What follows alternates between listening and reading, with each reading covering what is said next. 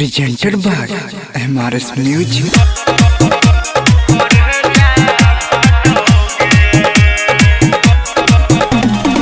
महिमा डीजे शादी वाला काटा देखिया रे तोरनी हुरिया काटोगे सुनो शादी वाला काटा देखिया रे तोरनी हुरिया काटोगे कि कोना के कॉल भी जाने के शादी हमर अब करे जा काटोगे कि कोना के कॉल भी जाने के शादी हमर अब करे जा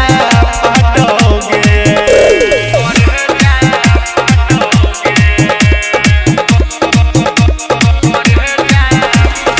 महिमा डीजे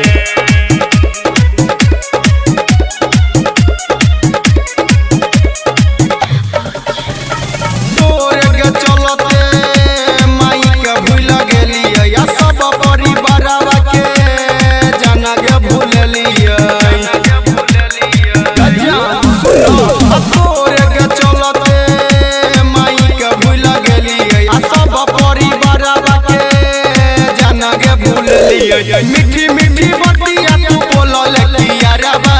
डांटोगे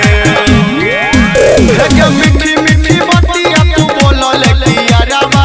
डांटोगे कोना के कॉल भी जान के शादी हमारी अब करे जा फाटोगे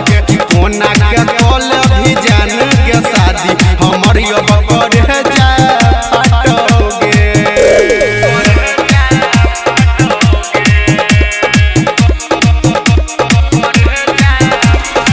महिमा डीजे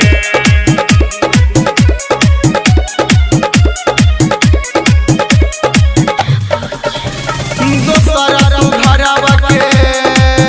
अब कोनिया बनल ही रोशना के बारे में नई कोनियो सोचल ही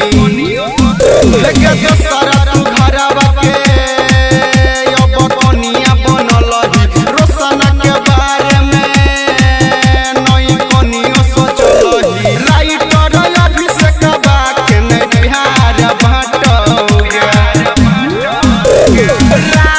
छोटू अभिनय के ने बिहार बाटोगे कि कोना के कॉल भी जाने के शादी हमर अब करे जा फाटोगे कि कोना के